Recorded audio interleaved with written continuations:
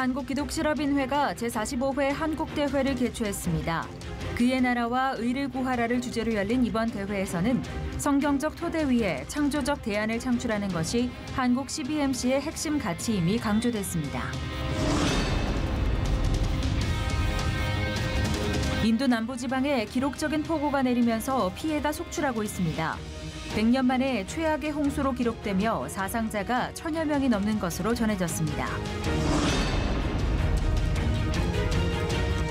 남북 이산가족 상봉 행사의 공식 일정이 시작됐습니다.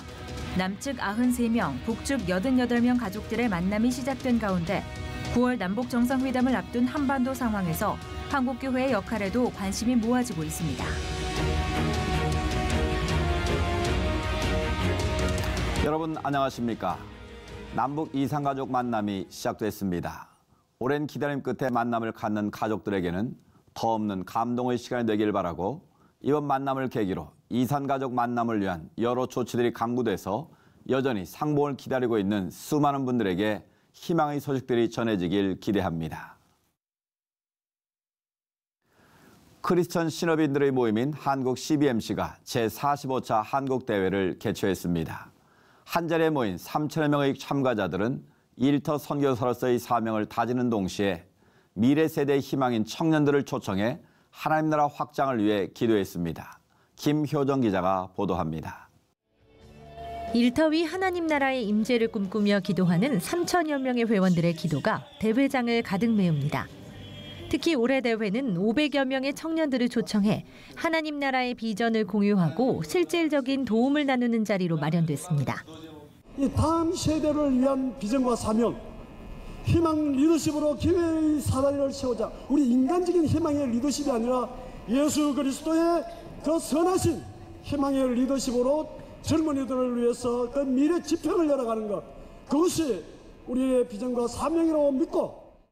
설교를 전한 캐나다 큰빛교회 이면수 목사는 북한에 억류된 2년 6개월 동안 꽁꽁 언 진흙 땅을 녹여 깨는 노동을 했는데 그 과정에서 하나님 말씀으로 북한의 벽이 깨질 것이라는 희망을 보았다며 지금 우리는 포로로 잡혀있는 2천만 북한 민족을 해방시켜 자유를 주고 하나님 나라가 이 땅에 임하게 하는 가장 중요한 역사적 시점에 서 있다고 말했습니다. 평양을 동양의 예루살렘이라고 말했는데 동양의 예루살렘을 빼앗겼잖아요. 도둑맞았잖아요. 억울하지 않습니까? 우리가 이것을 회복해야 돼요. 한국교회가 하나만 되면 하나님이 회복의 날을 곧 주실 줄로 믿습니다. 2박 3일간의 일정으로 진행된 한국대회에서는 하림그룹 김웅국 회장, 미항공우주국 신재원 부국장 등이 나서 성경적 경영과 크리스천 리더의 역량 등을 주제로 메시지를 전했습니다. 킹덤 컴퍼니를 하기 위해서 굉장히 노력을 하는데 또 사회에 나가서 일을 하다 보면 잊어버릴 때가 많습니다. 근데 다시 한국대회를 통해서 다시 한번 킹덤 컴퍼니를 향해서 달려가야겠다는 그런 믿음을 세워갈 수 있어서 참 좋았던 것 같습니다. 먼저 그의 나라와 그의 의를 구하라는 주제로 열린 대회에서 참가자들은 세대를 초월해 하나님 안에서 같은 꿈과 희망을 공유했습니다.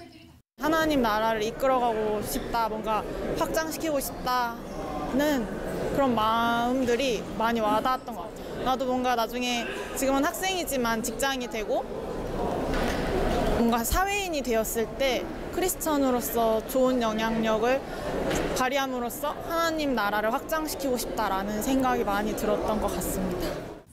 이 외에도 소프라노 임청하, 예수선교 뮤지컬 합창단 등의 문화 공연과 인천 Y, 서광주 지회 등 지회 창립 인준이 진행됐으며 한국 CBMC는 제46차 한국대회를 2019년 경주에서 개최할 예정이라고 밝혔습니다. C채널 뉴스 김효정입니다. 일터의 복음화를 목표로 하나님 주신 사명을 감당하고 있는 CBMC 회원들은 한국대회 기간 여러 가지 뜻깊은 사역을 펼쳤습니다. 대회가 열렸던 광주 지역의 미자립 교회를 찾아 은혜를 나누고 감사를 전파하는 프로그램도 진행했습니다. 계속해서 김효정 기자가 전해드립니다. 제45차 CBMC 한국대회 저녁 집회가 마무리된 저녁 10시경. 포천지회 등 한국 CBMC 회원 50여 명이 광주 지역에 위치한 작은 예배당에 모였습니다. 발길이 닿는 곳은 어디든 하나님 나라가 확장되기를 기도하며 애써온 CBMC 회원들이 매년 한국대회가 열리고 있는 전국의 각 지역별로 형편이 어려운 미자립 교회를 선정해 기도와 후원을 이어가고 있는 겁니다. CBMC 회원들은 매주 열리는 조찬기도회 때 형제교회를 위해 기도하며 운영하는 사업장의 물품을 모아 전도용품으로 지원해왔습니다. 우리가 헌금을 좀 전하는 것보다, 몇 푼 전하는 것보다 우리가 마음을 전할 수 있는 그러한 저희들이 되는 게 큰 바람이고요. 이 또 개척교회를 위해서 우리가 1년 동안 계속 지속적으로 기도를 하고 있습니다. 1년 후에 다른 교회가 선정되는 그 시간까지 우리가 계속 기도를 하면서 같이 교제를 나누고 있습니다. 그동안 이 미자립교회 방문을 통해서 많은 회원들이 또 은혜를 받고 또 이런 과정을 보면서 또 하나님께서 이 교회에 보내셨다는 부분을 우리가 새삼 또 우리 하나님께 감사를 드리며 또 앞으로도 계속 이게 우리 CBMC 중앙회 차원에서 이 프로그램이 정착될 수 있도록 우리 함께 기도하면서 소수의 회원들이 모여 시작한 사역은 CBMC 한국대회의 중요한 프로그램으로 자리 잡았고 회원들은 6년 동안 자발적으로 정선과 무주, 제주, 논산 등 6개 지역 미자립 교회를 섬겨왔습니다. 개척해서 이제 한 8년이라는 시간이 지나면서 좀 힘도 빠지고 또 낯선 지역이다 보니까 아무래도 마음을 함께 나눌 수 있는 그런 자리도 잘 없기 때문에 조금 지쳐있던 그런 상황에 전혀 생각지 않았던 이렇게 포천에서 오셔서 정말 감사할 따름입니다. CBMC 한국대회에서는 여성발전위원회를 중심으로 감사 캠페인을 통해 회원들과 사업장에 감사와 사랑을 전파하는 프로그램도 펼쳤습니다. 한국대회가 열리는 곳마다 하나님의 축복이 임하길 믿으며 기도해온 기독 실업인들로 인해 지역 주민과 미자립교회까지 모두가 함께 기쁨을 누렸습니다. CC채널 뉴스 김효정입니다. 이어서 그 밖의 교계 소식 전해드립니다. 한국교회의 미래를 고민하는 목회자와 신학생들의 모임인 한미준 21이 2박 3일 일정으로 포스트모더니즘 시대의 교회, 목회의 근본적 문제를 찾는다는 주제의 세미나를 열었습니다. 세미나에는 전 세계에서 모여든 300여 명이 참석했으며 대구 동신교회 권성수 목사는 복음으로 죽은 영혼을 살리고 잠재력을 키우신 예수님을 닮아가는 변화를 일으켜야 한다고 강조했습니다. 이외에도 거룩한 빛 광성교회 정성준 목사가 인사말을 전했으며 실천신학대학원대학 조성돈 교수가 교회 울타리를 벗어난 사회적 목회를 소개했습니다. 한국기독교연합과 한국교회총연합이 17일 서울 종로구 연지동 한국기독교연합회관에서 통합합의서에 서명했습니다. 이들은 통합선언문에서 겸손한 자세로 모든 것을 내려놓고 한 몸을 이뤄 새롭게 출발할 것을 선언하며 한국교회 앞에 놓인 중차대한 사명을 감당하기 위해 매진할 것을 다짐한다고 말했습니다. 두 기관은 오는 12월 첫 주에 통합총회를 개최하기로 했으며 양 기관의 회원을 모두 인정하되 교단을 중심으로 운영하기로 했습니다. 통합총회 대표회장은 3명을 공동대표로 추대하고 이 중 1인을 이사회 대표로 추대할 방침이며 향후 한국기독교총연합회와의 통합도 추진해 나갈 예정이라고 밝혔습니다.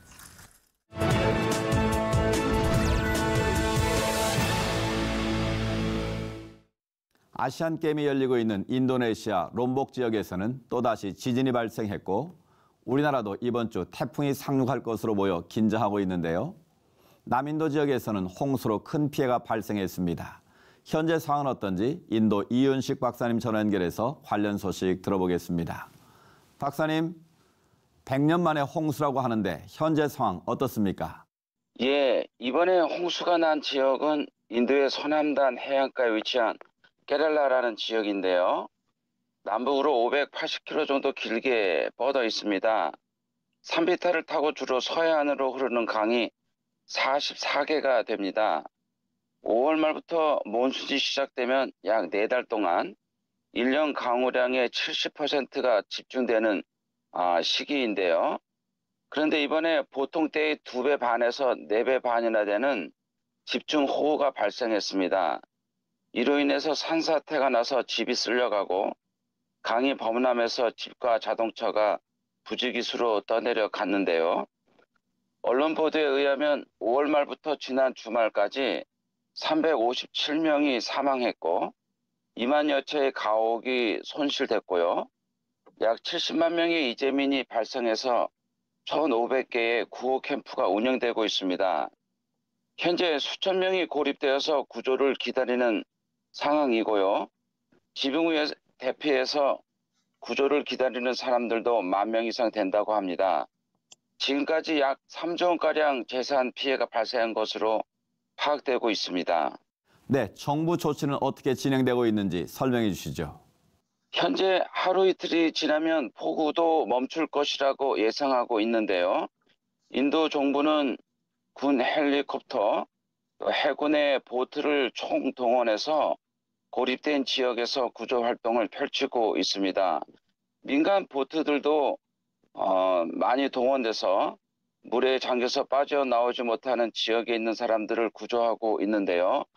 시민들의 자발적인 구조 활동도 매우 활발하게 전개되고 있고 인도와 국제 구호 단체들도 비상식량과 식수를 조달하는 사역에 동참하고 있는 것으로 알려져 있습니다. 현재 약 8만 명가량의 구조팀이 사역을 하고 있는 것으로 파악되고 있고요. 지금까지 온 가족이 고립된 지역이나 옥상에서 구조를 기다리다가 군 헬리콥터에 의해서 구조되는 감동적인 이야기들이 많이 전해지고 있습니다. 그렇군요. 그 어느 때보다도 이재민들을 위한 기도가 필요한 때인 것 같습니다. 어떻습니까? 예, 이번 폭우는 지구의 온난화로 인해서 비가 오는 패턴이 변화해서 발생한 것으로 알려져 있습니다. 지금까지 목숨을 잃고 재난을 당한 수십만 명의 이재민들에게 하나님의 긍휼이 있기를 기도하고요. 케랄라는 사도 도마가 복음을 전하고 인도 본토에서도 가장 많은 기독교인들이 있는 지역입니다. 이 지역의 교회들과 국제 기독교 구호 단체들도 구조 활동을 감당하고 있는데요. 이를 통해서 그리스도의 사랑이 전해지는 계기가 될 수 있도록 기도드립니다. 나아가서 인도 교회들이 마지막 시대의 시대적인 징조를 깨닫고 새롭게 복음으로 무장되는 그런 계기가 될 수 있도록 기도를 부탁드립니다. 네, 어려움 가운데 있는 이재민들에게 필요한 도움이 이어지도록 저희도 함께 기도하겠습니다. 오늘 말씀 감사합니다. 네, 감사합니다.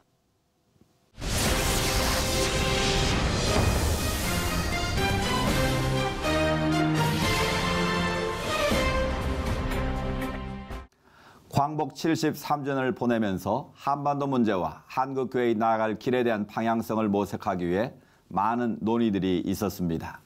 오늘 이슈를 보는 창에서는 숭실대 명예교수이자 샬롬을 꿈꾸는 나비행동 대표 김영환 목사 모시고 관련 말씀 나눠보겠습니다. 대표님 안녕하십니까? 안녕하십니까? 반갑습니다. 이번 한 주간 이산가족 상봉 행사가 진행됩니다. 금강산 호텔에 마련된 곳에서 이제 많은 의미의 눈물들로 적셔질 텐데요. 대표님은 이번 이산가족 상봉 행사 어떻게 보고 계신지요?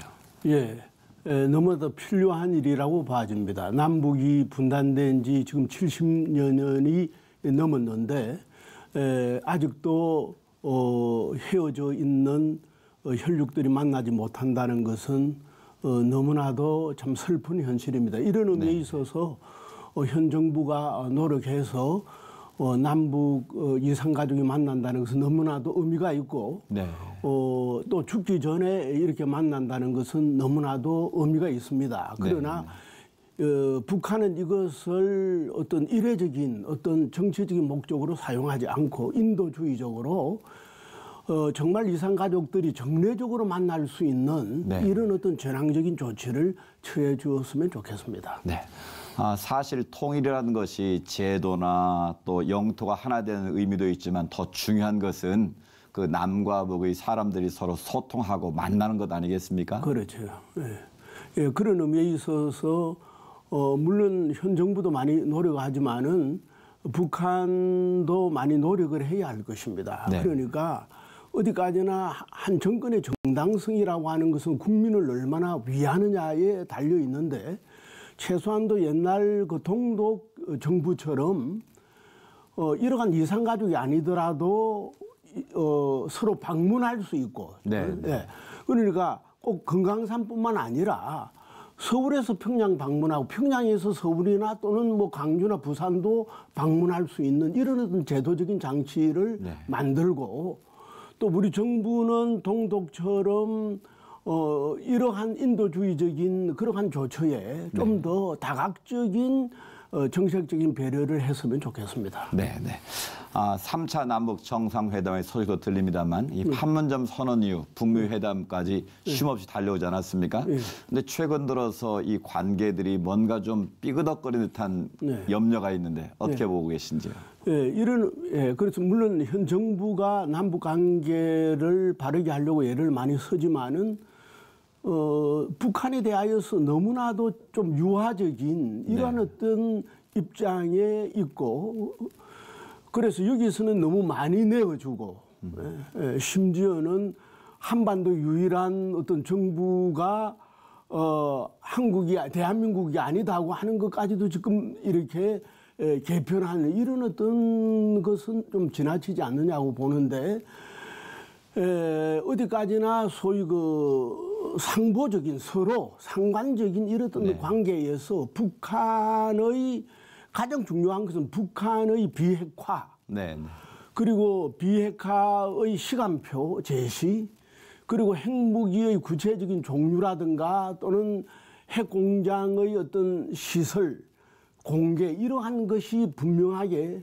미국 관계를 보면서 서둘지 않고 하나하나 점검해 나가 주었으면 좋겠습니다. 점진적인 과정이 필요하다는 지적이신 것 같은데요. 발전적인 남북관계 또 항구적인 평화 정착을 위해서 우리 정부가 다음 스텝으로 취할 것이 있다면 뭐라고 보시는지요? 제가 볼 때는 통일이라고 하는 것은 상방이 해야 하는 것이기 때문에 그러한 대북 정책의 의도는 좋지만은 좀 더 인내를 가지고 그뿐 아니라 북한에 상응하는 그런 어떤 조치로서 우리의 안보를 확실하게 하는 이런 어떤 대북 정책을 처해 주어야만 특별히 그것을 보고 있는 국민들의 안보 불안이 해소될 수 있다고 보아집니다. 이런 남북관계의 상황들을 우리 한국교회도 잘 인지할 것 같은데요. 통일을 준비하기 위해서 한국교회가 먼저 준비해야 될 것은 뭐라고 생각하시는지요? 그래서 특별히 먼저 지금 천주교하고 합하면 우리 한국 기독교가 한 1,300만 정도 되는데 엄청난 숫자입니다. 기독교 이름 안에 이런 의미에 있어서는 한국 기독교가 먼저 뭉쳐서 제가끔 이렇게 분리되지 말고 하나의 목소리를 내면서 통일을 향하여서 특별히 인도주의적인 정책, 정부가 하지 못하는 인도주의적인 정책이라고 하는 것은 북한의 의료시설이라든가 교육시설이라든가 또는 이러한 것들 정부 채널이나 또는 유엔 제재에서 그래도 벗어날 수 있는 이런 어떤 인도주의적인 대북의 어떤 물자 지원 같은 것을 통하여서 적어도 북한의 그러니까 선포 없는 어떤 복음의 전달, 사랑의 전달 이것을 한국교회가 할 수 있다고 보아집니다. 화제를 좀 바꿔서요. 지금 한국교회가 당면한 문제들이 많이 있지 않습니까? 그 우선순위를 든다면 어떻게 들 수 있을까요? 물론 여러 가지가 있지만은 그래 한국교회가 참으로 지금 엄청나게 또 개신교 제1종교가 되었지 않았습니까? 그렇죠. 그래서 그건 967만 같으면 한 1,000만 명인데 이러한 하나의 국민 종교가 되었다고 한다면 먼저 우리 개신교 지도자들이 특별히 대형교회 지도자들이 모든 우리 목회자들이 특별히 국민에게 줄 수 있는 도덕적인 우월성 도덕적 우월성. 그래서 지금 안 그래도 정부가 뭐 지난 정권에 대하여서 적폐청산을 하고 있는데 우리 한국 교회가 도덕적이고 윤리적인 어떤 우월성을 가지고 정치인 이상의 그러한 어떤 자기 비움과 자기 헌신 이것을 보여줄 때 우리들이 정치인들이나 또는 공무원들에게 목회자로서 건의가 설 수 있지 않느냐. 네. 이것을 먼저 말씀드리고 싶고 네.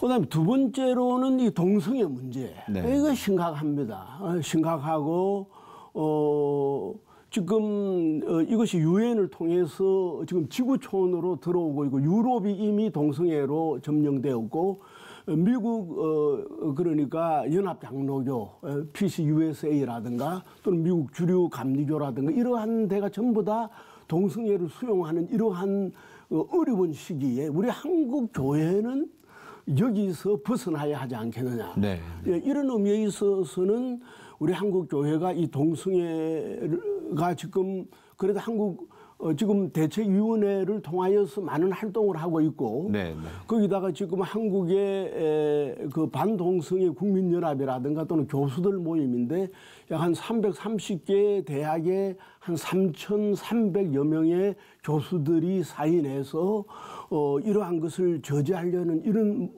모임까지도 있는데 한국 교회가 이런 것들을 잘 서포트해서 우리 한국만은 정말 동성애 청정 지역의 교회가 되고 사회가 된다고 할 것 같으면은 정말 이 마지막 때에 바른 복음을 땅 끝까지 전하는 그런 나라가 될 수 있지 않느냐 그렇게 보아집니다. 네. 네. 대표님 지금 우리는 4차 산업혁명 시대를 살고 있지 않습니까? 네, 그렇죠. 지금 지금 말씀하신 그런 당면 문제들을 풀어가기 위해서 우리가 어떤 노력을 해야 될 것인지 좀 말씀해 주시죠. 그렇죠. 그러니까 4차 산업 시대라고 하는 것은 특별히 AI 인공지능이 지배하는 이러한 시대인데 하나님께 그러니까 인공지능이 반드시 기독교 신앙에 위배된다 이렇게 생각할 필요 없습니다. 왜냐하면 하나님께서 땅을 점령해라 다스리라고 했기 때문에 거기는 하나님께서 도구적인 이성인 과학지성도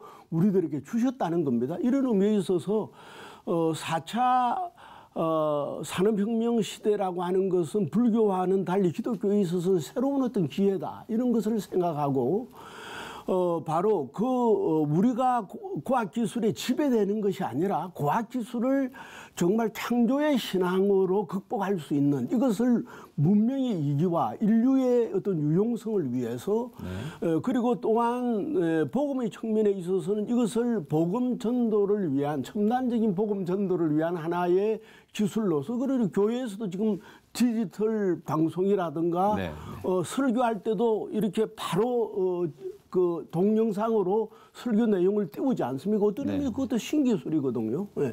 이러한 신기술을 이용하면서 참 그러니까 미지의 영역에까지 또 복음을 전파할 수 있는 이런 어떤 새로운 복음 전파의 기회로 창조적으로 사용할 수 있었으면 좋겠습니다. 네. 대변인 시작하신 말씀 잘 귀담아 들어야 될 것 같고요. 하여튼 남북 관계가 잘 발전되고 항구적인 평화 정착을 이루는데 우리 한국교회가 마중물 역할을 잘 감당했으면 좋겠습니다. 예, 저도 그렇게 되기 바랍니다. 오늘 말씀 감사합니다. 감사합니다.